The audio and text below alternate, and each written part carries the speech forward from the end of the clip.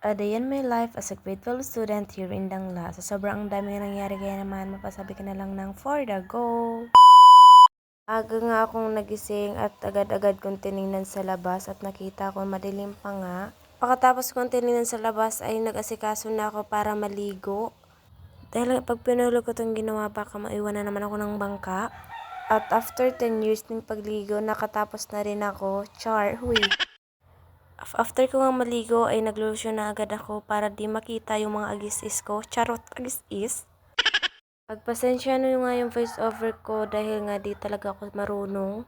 Di na ako nagbablog kasi makatamad masyado ang pag-edit. And syempre mahirap mag-isip kung anong i-content. Cherries. Kapatid ko nga nagsaing ng kanin kaya naman medyo di na ako nahirapan. Kaya naman salamat!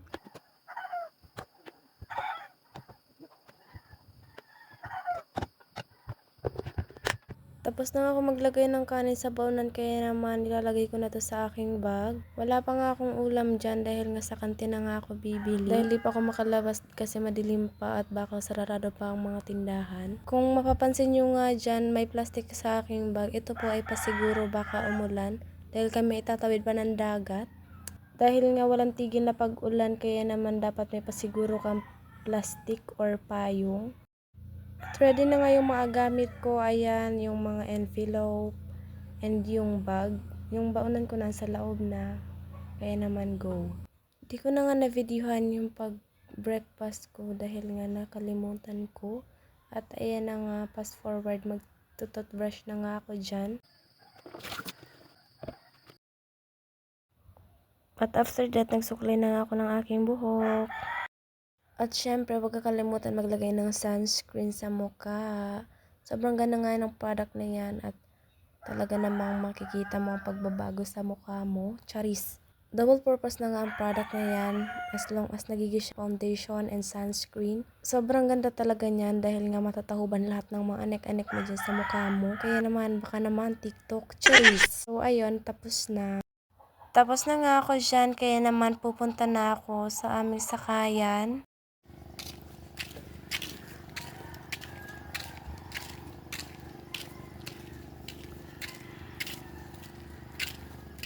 At nandito na nga ako sa may covered court dahil nga dito nagtitipon-tipon ang mga mag-aaral. 5 AM pa nga talaga niyan kaya nga medyo madilim-dilim pa. Dito na nga ako maghihintay sa baybay para di ako maiwan ng bangka. Kung titingnan ninyo, hunas nga po niyan. Kaya di pa kami nakakaalis. Yay! At nakasakay na nga kami dyan. Ayan na nga po ang mga kasamahan ko. Sobrang dami kami. Kaya naman medyo puno yung bangka na sasakyan namin. At ayan, pabahi na nga kami. Kaya naman, bye! Medyo madali yung biyahe namin ngayon dahil kalmada yung dagat. At ayan, makikitang-kita na yung bahi. Almost 6 years na akong ganito. Balik-balik Dangla to bahi, pero nakakayanan pa man giraray. At nandito na kami sa bahay ng kaibigan namin at magbibihis na kami. Iniwan ako ng mga kasamahan ko dahil nga sobrang bagal ko daw mag-ayos. Ayan na, papunta na ako dyan ng school. As you can see, I'm sulo-sulo. Sobrang hirap maging vlogger talaga as in. Di mo alam kung anong gagawin mong setup sa camera mo. At ang pag-voice over, pasensyahan nyo na yung ingay dito sa amin at puro manok dito sa kapitbahay. Kaya sorry sir. As you can see guys, ako pala ang tao dito. Palagi nga mga taga-Dangla ang nauna dito sa paaralan. Kaya sa mga taga-bahi, charis. Sana nga naging taga-bahay na lang ako para din ako mahirapan kakagising ng maaga. Pero worth it man, gabos na pagal. Sakripisyo sa biyahe, worth it kasi nag-aadal ng tol-tol. Kaya sa mga kabataan dyan, anong ulam? Char! Kaya sa mga gaya kong estudyante, wag na wag kayong mapapagod na mag-aral dahil kung may napapagod sa inyo, may mas napapagod. Yung mga taong nagpapaaral sa atin, sumusuporta sa atin, wag na wag nating sayangin yung oportunidad na binibigay nila sa atin. Kaya ako di ko sinasayang lahat yun. Sana po kayo din. Uy, OA. So, ayan, may mga mag-aaral na nga dyan. Kaya naman may kasama na ako. Ayan na sila. Dahil nga Lunes ngayon, kaya naman magpa-vlog daw. Kasama ko nga pala dyan isa kong kaklase. Flexing my favorite kachismisan. Sobrang same vibes kami niyan sa chismisan sa school, charis. Flag ceremony na nga dyan, kaya naman for the go.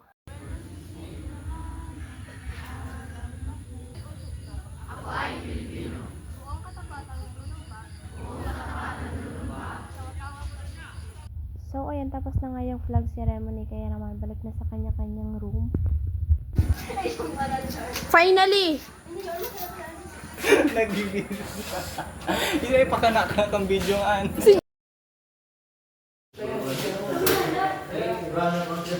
Bago nga mag-start ang first period, ay siningil ko muna sila sa babayaran nila na contribution sa Victorial. Victorial? Who?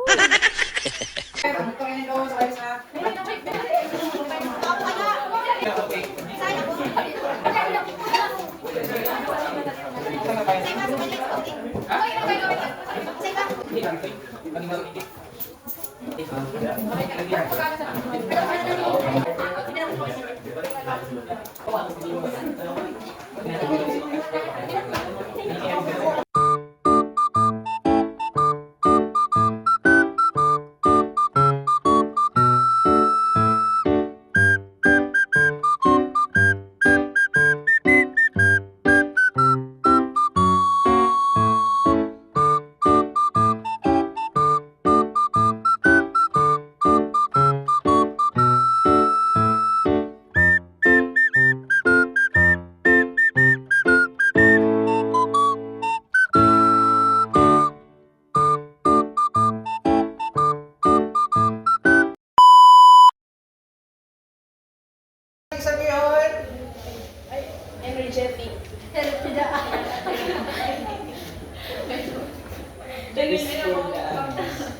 Bakong kapos.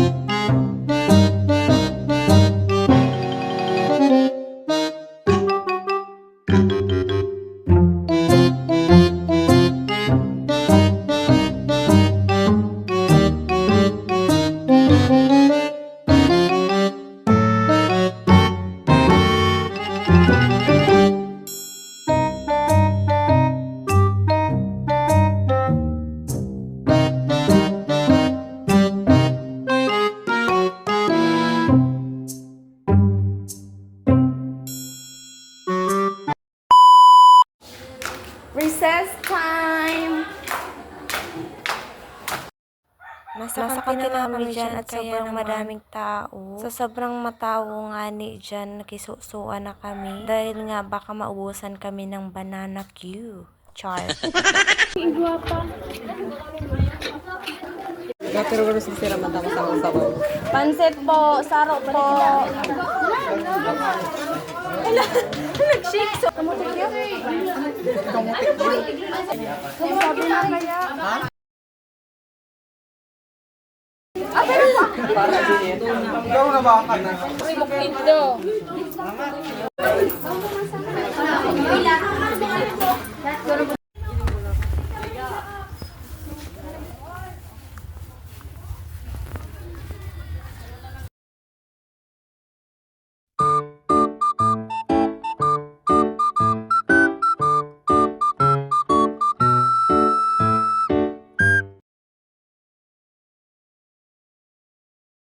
Tapos na nga yung class period namin, kaya naman maglo-lunch break na. Dito talaga kami kumakain sa loob ng classroom kasama yung mga kaklase kong mga taga-ason. Hi, ma'am! At dali-dali ako nag-asikaso dyan palabas dahil bibili pa ako ng ulam.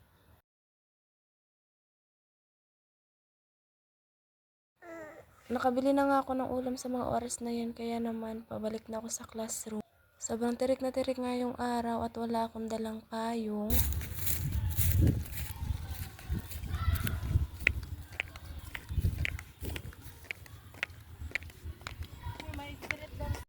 Nakalimutan kong i-video habang kumakain kami. At sising-sisi ako sa mga oras na yan dahil paano na yan. Pero salamat dahil lahat naman kami di naka-video. Charis. Diyan po talaga kami tumatambay after mag-lunch dahil dyan ang may signal. Nakikichika nga ako sa kanila dahil wala akong cellphone dahil nagbe-video ako, di ako makapag-online. 1 PM na nga sa mga oras na yan at may pinapagawa sa amin yung aming guro.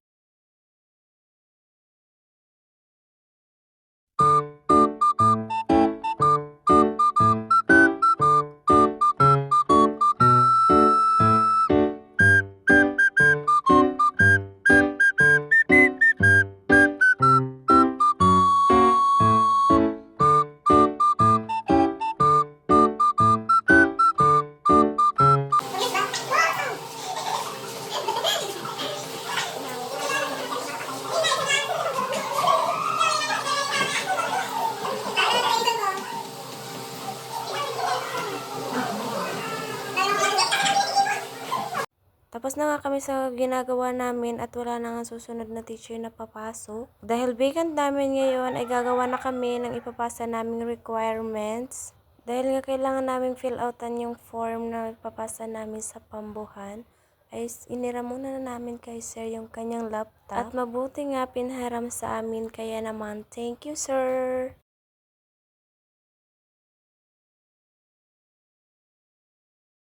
Pero namin talaga, kaya naman inamansa namin yan 24 hours, Charis. Pero nakita namin sa Facebook ay in-extend daw yung schedule ng submission. Di ko nga alam talaga kung maintindihan nyo ang aking voice over dahil nga dito ako marunong. Napagsasabi ko kasi yung Tagalog sa Kabicol, Charis. Lang? Sus ako kuya, special ba? Sure, kaya okay lang ba? Pero pag daing ako, makahanap kita pa ang special bang paper?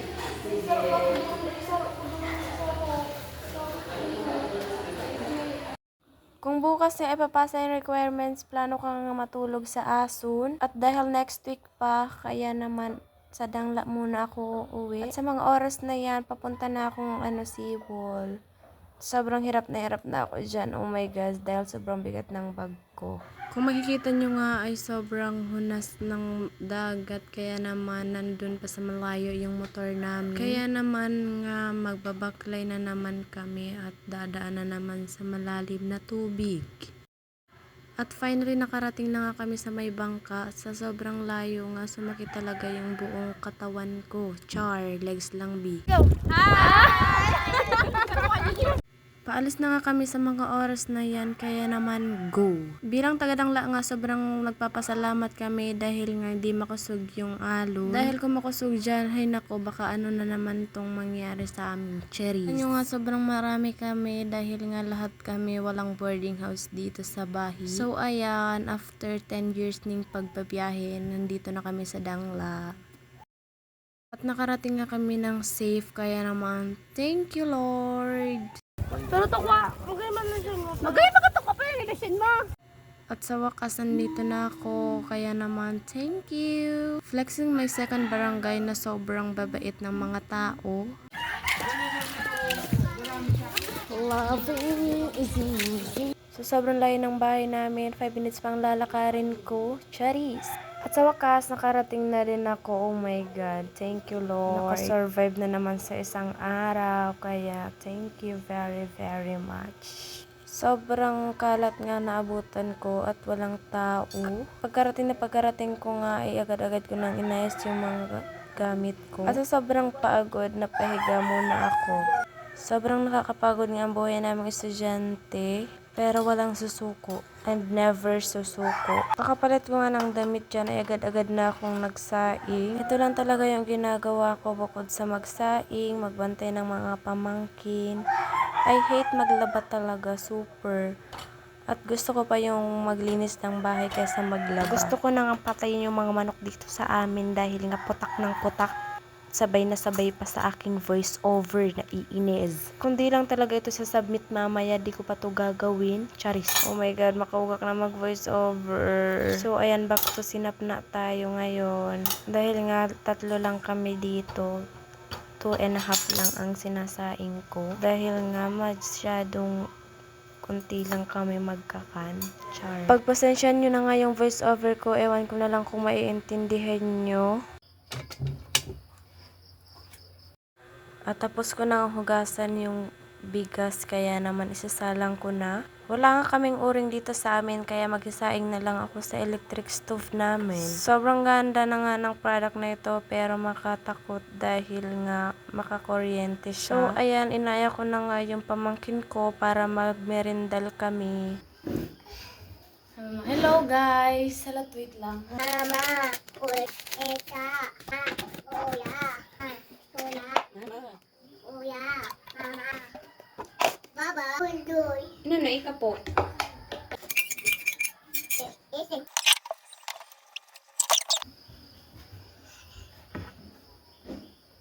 Ang videoan, sabihin mo, hi guys! Sabihin mo, bebe. Hi guys!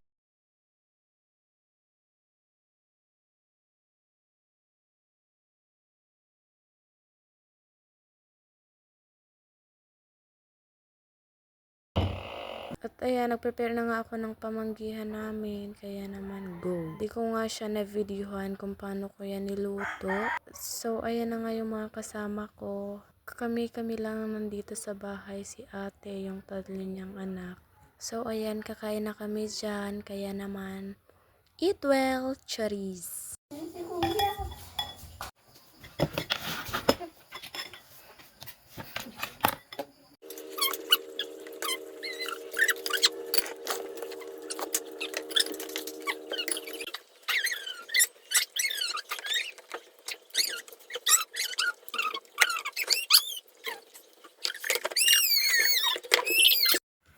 So, ayan, tapos na kaming kumain, kaya naman niligpit ko na to. Dahil nga ako naman ang maghuhugas, dahil nga ako yung naka-duty, charis. Dahil kami lang ang nandito, kaya naman tulong-tulungan talaga kami sa mga gawaing bahay. Wala talaga dyang magsisenyorita-senyoritahan. Kaya ang Disney Princess treatment, naranasan ko lang pag nariyan si mama. Dahil siya talaga yung nag-aasikaso sa akin, nag-aasikaso ng baon ko. Kaya sobrang nakakamiss. Pero no choice kasi ginagawa niya ang lahat para makapagtapos ako ng pag-aaral. Kaya thank you, ma. So ayan, back to hugas ako ngayon. Naghuhugas na ako ng pinggan. As you can see naman, diba? Charis.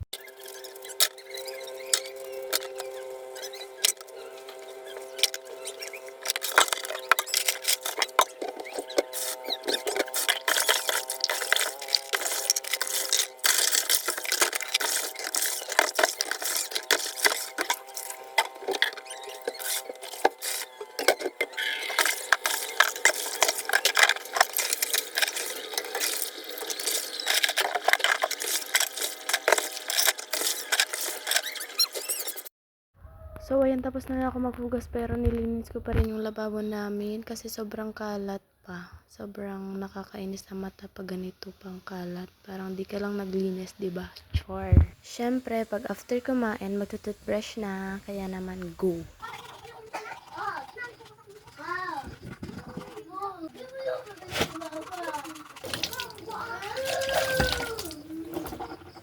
Kung maririnig nyo nga talaga yung background ko dyan, sobrang maingay dahil nga nag-aasara naman yung mga magkakapatid. After ko nga mag-toothbrush, ay naghilamos na ako ng muka para matanggal yung mga dumi-dumi sa mukha ko. Charis!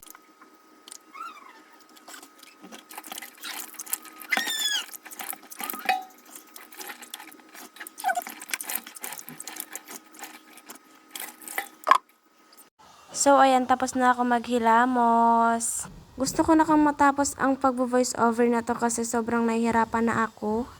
At napipikon na ako sa mga nakapaligid sa akin. So, ayan. Tapos na rin sa wakas. Pagpasensya nyo nga yung bahay namin at sobrang kalat. Matutulog na nga kami sa mga oras na yan. Kaya naman, nililigpit ko na yung aking higaan. Thank you Lord dahil nakaserve na naman ako ngayong araw. Bago nga talaga ako matulog, nagdadasal muna talaga ako. Kaya nga wag na wag kayong susuko sa hamon ng buhay dahil nandyan lang ang Panginoon para gabayan tayo. At i-guide tayo sa tamang landas. Kaya laban lang guys. At matutulog na nga ako sa mga oras na yan. Kaya naman good night. Bye. Salamat sa panonood.